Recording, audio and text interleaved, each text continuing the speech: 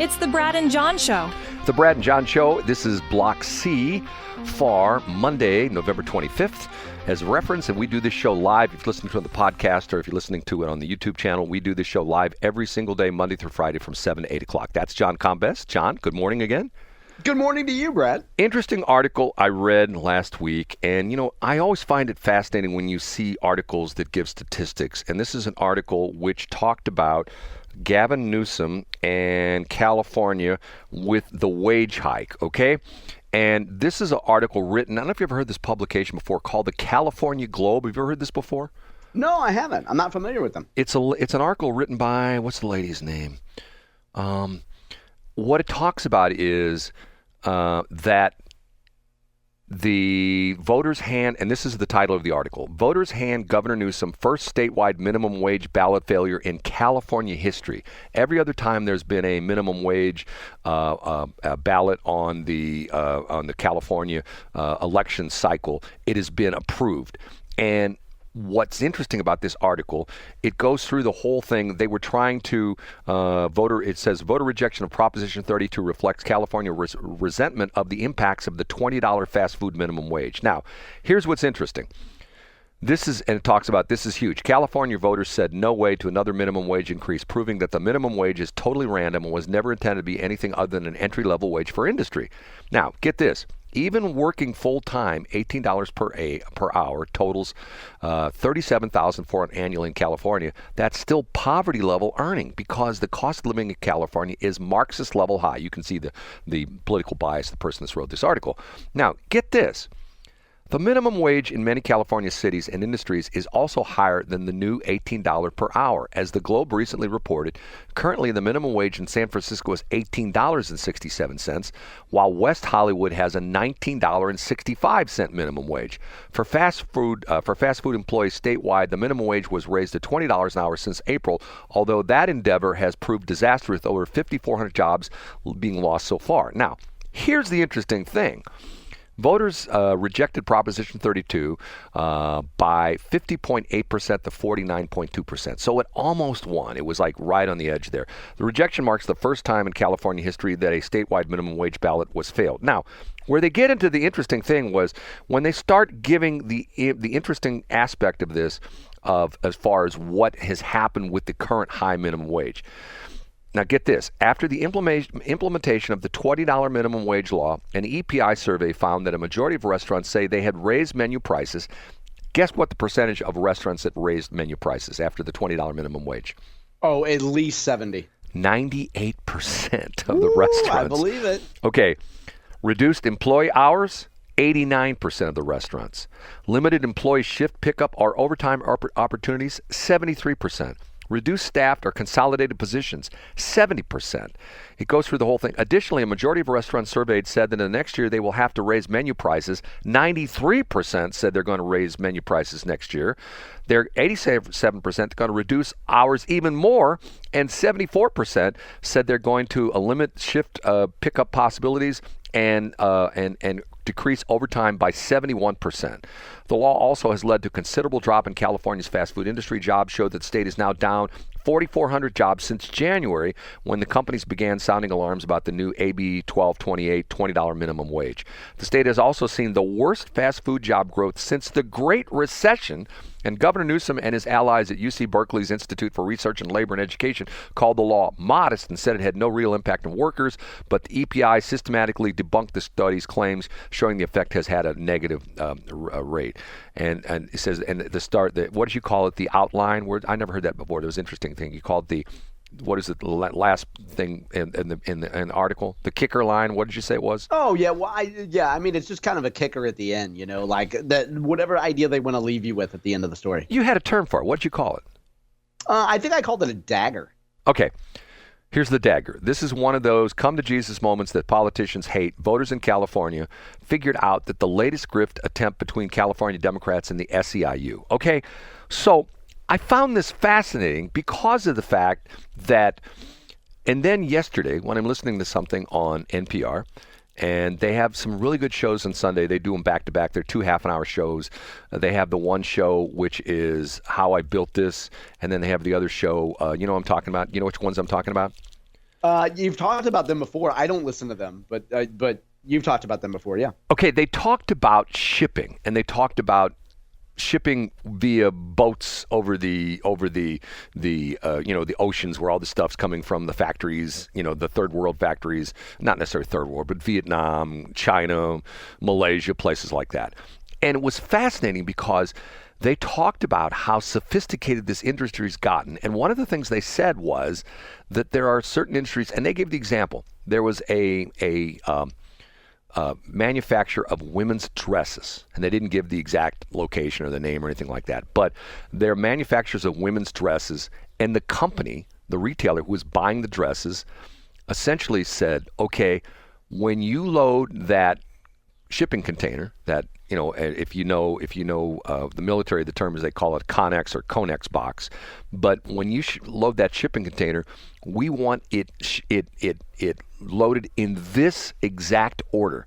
We want all the red dresses first, and we want the red dresses in sizes, and we want them in descending order. Then we want on the blue dresses, and the same thing, we want them in descending order. That's important for logistics, right? And the point they made, which was interesting, and because the hosts were like, well, really, they do that?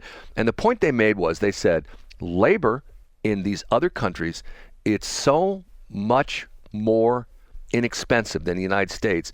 The retailers who are ordering this can afford to pay to have these shipping containers loaded exactly as they want, because that way it cuts down on the expensive labor in the United States. In other words, instead of the United States workers... You front load the labor costs, in other words. Exactly. And essentially you're taking advantage of cheap labor costs, like you say, on the front end, rather than expensive labor costs on the back end. And nice. See, once again, I'm not against the UAW. You guys got a nice raise out there in Wentzville. But the problem with this is when you get a raise, General Motors doesn't eat that price. They raise the price of their cars. And then everybody has to pay more money. And this is the classic inflationary cycle where somebody gets more money, it costs more to produce something, or sometimes a regulatory inflationary kind of thing where the government says, and look at that with cars. You have this mandate, you have that mandate, you have to have airbags, you have to have these kind of seatbelts, you have to have this, blah, blah, blah, blah, blah, blah, blah, blah. The car manufacturers aren't doing that, for free. It costs them to put all these different aspects in the car. The point being is that we still live in an environment where our wages are, as far as the globe's concerned, very high, and in other countries, the wages are very low. And that is why, and for example, I didn't even know this. They talked about all sorts of interesting things. Do you know why Wilmington, Delaware is the banana capital of the United States? Did you know this crazy? Because Joe Biden eats a bunch of them when he's on the beach? No. It's interesting because they had a lady on there her family runs this company. She's fourth generation. And what she said is the bananas, when they put them on the boat, when they ship them over here, they're not ripe. And her father, or I guess it would be her grandfather or great-grandfather, started this company where he started a ripening business where he has these specially constructed rooms where they bring the bananas off the boat and they ripen them on shore in Wilmington, Delaware. Then they ship them. And the reason they go into Wilmington rather than Miami, which would be closer because, when you get the higher latitudes, because obviously the bananas are coming from the south, and they're bypassing, all the different ports along the East Coast and going way up into Delaware. The reason for that is because that is where most of the bananas are shipped out of, because that's where the population centers are. So the people who buy the bananas are usually in the New York metro area, Boston, Philadelphia, that area right there. And Wilmington is closer to them, so therefore the shipping costs are lower. And I'm going like, wow, this is fascinating stuff. And they go through this whole thing talking about all these different aspects of shipping and fascinating to me because I love behind the scenes stuff. I mean, I can tell you a weird story that I did some advertising for a company called Buddies. And Buddies originally started out in Wentzville, and the company started where they make, I think their claim to fame was they make this plastic thing that you put your loaf of bread in, which keeps your bread fresh. You open up the loaf and you put it in this plastic thing and you close it. Well, they make all sorts of stuff. I toured the plant in Union. They have a huge plant in Union.